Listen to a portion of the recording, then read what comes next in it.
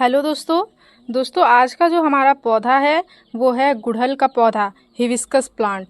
दोस्तों गुड़हल का जो पौधा होता है ये एक बहुत ही ज़्यादा हैवी फीडर प्लांट होता है। और अभी जो है दोस्तों बहुत सारे लोगों को अभी अपने गार्डन को देख के यह डर सता रहा है कि उनका जो है वो कोई पौधा ऐसा हो जो ख़राब हो जाएगा आने वाली जो सर्दियों का सीज़न है उस सीज़न में। क्योंकि सर्दियों का जो टाइम होता है दोस्तों उस टाइम पे आपके गार्डन में लगे हुए बहुत सारे ऐसे पौधे हैं जो बहुत हद तक ख़राब होने लगते हैं। वो सारे ही अपने पत्तियों को झड़ा देते हैं, उसमें आपको किसी भी तरह की कोई भी फ्लावरिंग नहीं मिलती है। उसमें से एक जो है दोस्तों ये भी है, ये देसी गुड़हल का पौधा। आपके गार्डन में अभी जिस पौधे में फ्लावरिंग हो रही है आने वाले सीज़न में अगर आप देखोगे कि आपके पौधे में फ्लावरिंग नहीं हो रही है, देसी किस्म का जो भी पौधा लगा हुआ है उसमें फ्लावरिंग नहीं हो रही है, तो आपको घबराने की कोई भी बात नहीं है दोस्तों। क्योंकि सर्दियों का जो टाइम होता है वो गुड़हल के लिए अच्छा टाइम नहीं होता है, खास करके देसी गुड़हल के पौधे के लिए। देसी गुड़हल के पौधे में उस टाइम पे इस तरह की समस्या जो है वो देखने को आती ही आती है। तो उस टाइम पे आपको घबराने की ज़रूरत नहीं है। जैसे ही वो टाइम पार हो जाएगा फिर आप देखोगे कि आपके पौधे में बहुत सारी नई नई ग्रोथ आना शुरू हो जाएगी और पौधे में आपको फिर से जो है दोस्तों वो फ्लावरिंग मिलने लगेगी। और जैसा कि मैंने आप सभी को बताया दोस्तों ये एक बहुत ही ज़्यादा हैवी फीडर प्लांट होता है, तो समय समय पे हमें फीड करने की आवश्यकता होती है, साथ ही कुछ केयर को भी ध्यान देने की आवश्यकता होती है। तो अभी अगर आप अपने पौधे को अच्छी तरह से फीड करोगे तो हो सकता है जब बहुत ज़्यादा तेज़ ठंडी हो तभी आपके पौधे में फ्लावरिंग ना हो, और जब हल्की फुल्की ठंडी हो तो आपका पौधा जो है वो फ्लावरिंग करे। तो इस टाइम पर मैं आप सभी को एक बहुत ही अच्छा खाना बताऊँगी आपके गुड़हल के पौधे के लिए, जो आसानी से आपके घर में किचन में ही उपलब्ध हो जाएगा। मात्र 2 रुपये 3 रुपये के चीज़ का इस्तेमाल करना है और आपके पौधे में बहुत ही अच्छी खासी एकदम बम्पर फ्लावरिंग, इस तरह से एकदम बड़ी बड़ी साइज़ की फ्लावर्स आएंगी। ढेर सारी पौधे में कलियां भी जो है दोस्तों वो बनना शुरू हो जाएगी, बस उसी चीज़ के सहायता से। आज मैं उसी चीज़ आप सभी को बताने वाली हूँ। तो नमस्ते दोस्तों, मैं हूँ किरण और मैं स्वागत करती हूँ आप सभी का हमारे इस यूट्यूब चैनल छोटी सी बगिया में। तो चलिए दोस्तों इस वीडियो को शुरू करते हैं।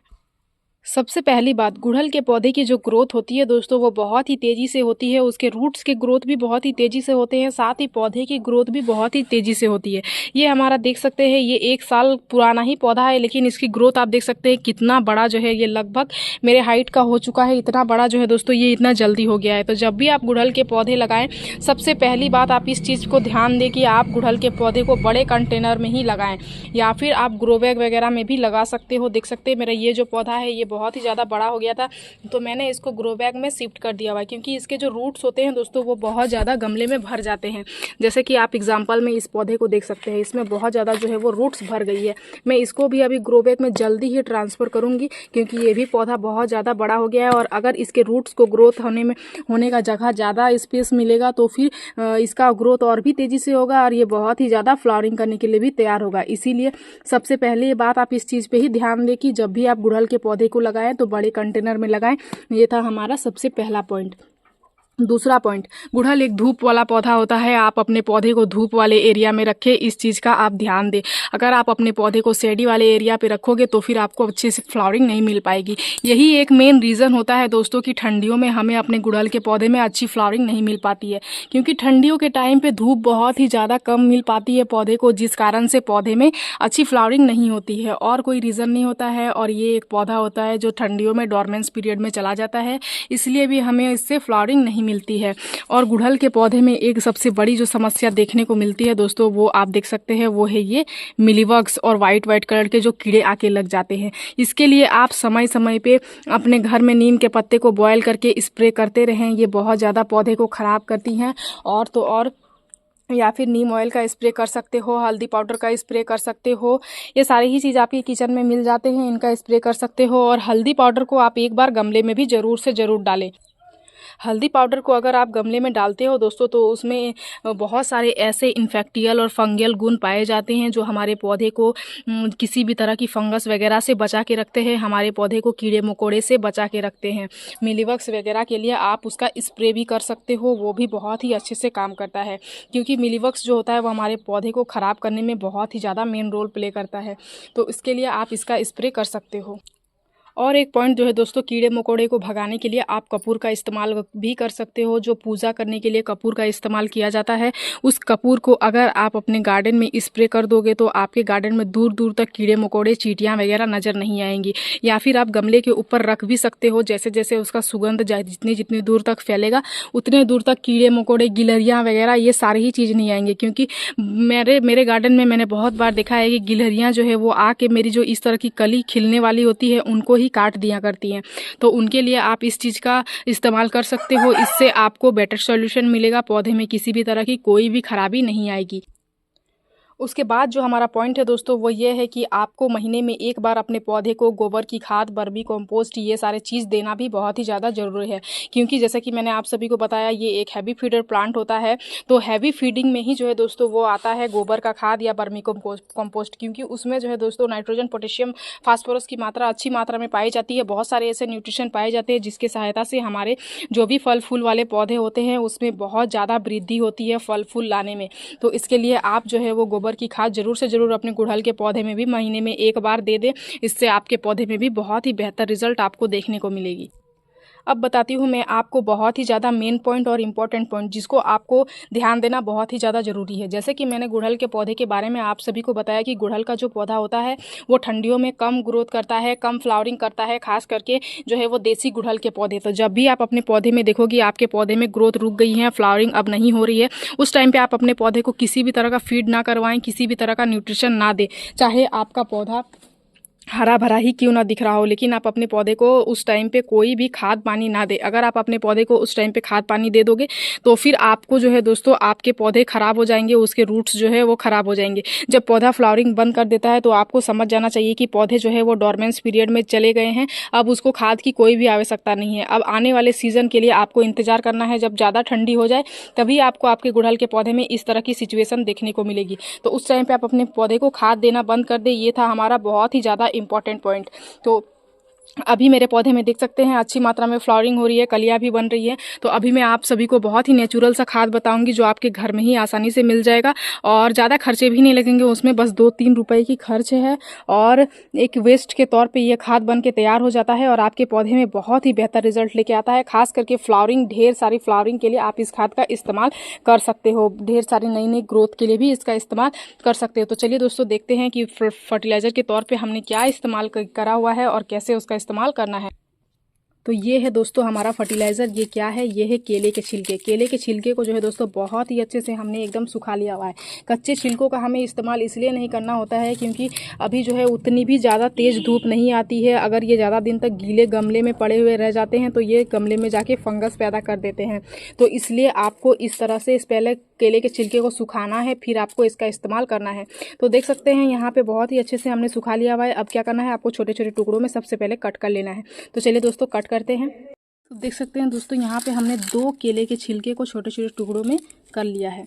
अब यह दोनों ही 2 छिलके को हमने छोटे छोटे टुकड़ों में कट किया हुआ है। इसको हमें एक गमले में इस्तेमाल करना है। तो अब हमने कट कर लिया हुआ है। अब सबसे पहले आपको इस चीज़ का ध्यान देना है कि गमले की जो मिट्टी है वो पहले अच्छे से सूखी हुई होनी चाहिए, तभी आप किसी फर्टिलाइज़र का इस्तेमाल करें। तो देख सकते हैं मेरे ये जो गमले की मिट्टी है ये बहुत ही अच्छे से सूखी हुई है क्योंकि ये मेरे पौधे में बहुत ही अच्छी मात्रा में अभी फ्लावरिंग हो रही है। तो इसको अभी न्यूट्रिशन की भी बहुत ही ज़्यादा आवश्यकता है, इसलिए मैं अभी अपने इस पौधे को न्यूट्रिशन दे रही हूँ। तो उसके बाद आपको क्या करना है, सबसे पहले गमले की मिट्टी की गुड़ाई कर लेना है। इसको मैं जल्द ही रिपोर्टिंग करूँगी दोस्तों। अभी इसमें हैवी फ्लावरिंग हो रही है इसीलिए मैं अभी इसकी रिपोर्टिंग नहीं कर रही हूँ, क्योंकि जब हैवी फ्लावरिंग होती है उस टाइम पे अगर आप पौधे की रिपोर्टिंग करते हो, रूट्स को कट करते हो, तो उसमें यह समस्या देखने को मिलती है कि वो जो फ्लावर्स उसमें आ रहे हैं वो झड़ने लगते हैं। इसलिए मैं अभी इसकी नहीं कर रही हूँ, मैं थोड़े दिन इंतज़ार करती हूँ फिर करूँगी। अभी मैं कुछ कुछ रूट्स को भी कट कर देती हूँ ताकि इसका जो रूट बॉल बना हुआ है ये हल्का हल्का टूट जाएगा, तो इसमें और भी अच्छी ग्रोथ होगी। उसके बाद इसको क्या करना है, केले के छिलके को आपको हल्का हल्का करके इधर हल्का उधर हल्का चारों ही तरफ से ऐसे ऐसे करके आपको चारों ही ओर से दबा देना है। उसके बाद जब जब गमले में पानी जाएगी तब तब पौधे को न्यूट्रिशन मिलता रहेगा दोस्तों, और पौधे में अच्छी ग्रोथ आती रहेंगी और पौधे के जो भी फ्लावर्स आ रही हैं वो बहुत ही हैवी फ्लावरिंग होगी। और तो और देख सकते हैं बस हल्का सा बचा हुआ है, तीनों साइड हमने इस तरह करके दबा दिया हुआ है। ये केले का जो छिलका होता है दोस्तों, ये पोटेशियम का बड़ा ही अच्छा सोर्स होता है और पोटेशियम और फास्फोरस की सहायता से ही पौधे में अच्छी मात्रा में फ्लावरिंग होती है। ये हमने एक फर्टिलाइज़र दे दिया हुआ है। अब मैं दूसरा और एक चीज़ दूंगी इसमें। तो चलिए देखते हैं दूसरा चीज़ क्या देना है। दूसरा चीज़ जो है दोस्तों, उसके लिए सबसे पहले आपको ज़रूरत पड़ेगी पानी की। तो सबसे पहले यहाँ पे मैं ले ली हूँ 1 लीटर इतना पानी। अब 1 लीटर पानी हमने ले लिया हुआ है दोस्तों, उसमें हम लोग ऐड करेंगे ये आधा चम्मच जो है दोस्तों, ये है कॉफ़ी पाउडर। इसमें हवा लग गया है थोड़ा सा, इसलिए जो है दोस्तों ये देख सकते हैं इस तरह का हो गया है, लेकिन ये है कॉफ़ी पाउडर। कॉफ़ी पाउडर को हम लोग क्या करेंगे, इस तरह से आधा चम्मच जो है वो ऐड कर देंगे। उसके बाद इसको बहुत ही अच्छे से हम लोग इसमें घोल लेंगे। ये जो कॉफ़ी पाउडर होता है दोस्तों, ये हमारे पौधे में कीड़े मकोड़े भी नहीं लगने देता है, साथ ही ये हमारे पौधे को नाइट्रोजन की मात्रा अच्छी मात्रा में पहुँचा देता है। उससे ज़्यादा जो है दोस्तों सबसे बेस्ट जो ये काम करता है वो यह करता है कि हमारे गमले की मिट्टी को एसिडिक बना के रखता है। तो गुड़हल, गुलाब, मोगरा जैसा जो भी पौधा होता है उसकी गमले की मिट्टी का एसिडिक होना बहुत ही ज़्यादा ज़रूरी होता है। अगर गमले की मिट्टी एसिडिक नहीं होगी तो आपको पौधे से अच्छी मात्रा में फ्लावरिंग नहीं मिल पाती है। तो उसके लिए हम लोग यहाँ पे कॉफ़ी पाउडर का इस्तेमाल करने वाले हैं। देख सकते हैं मैंने जैसे कि बताया था कि पहले भी हमने इसमें इस्तेमाल किया हुआ था, तो जिसके कारण से इसमें हवा लग गया था। तो ये जो है दोस्तों किस तरह से इकट्ठा हो गया है। बाकी सारे ही पार्टिकल्स जो है दोस्तों इसमें बहुत ही अच्छे से घुल चुके हैं और ये जो है ये हमारा अच्छे से बन के तैयार हो चुका है। जितनी क्वांटिटी में मैंने आप सभी को बताया उतनी ही क्वांटिटी में आपको इस्तेमाल करना है। ये हमारा 8 इंच का गमला है, मैं उसके हिसाब से आप सभी को बता रही थी, तो देख सकते हैं। अब ये है हमारा प्रॉपर पूरा फर्टिलाइज़र हो गया, केले के छिलका और ये कॉफ़ी पाउडर, दोनों ही चीज़ों को आपको एक ही गमला में डाल देना है और आपको हफ्ते भर में रिज़ल्ट देखना शुरू हो जाएगा। पौधे में बहुत सारी नई नई कलियाँ बनने लगेगी। देख सकते हैं जितनी ग्रोथ आ रही है उसमें बहुत सारी जो है दोस्तों वो कलियाँ बन रही है।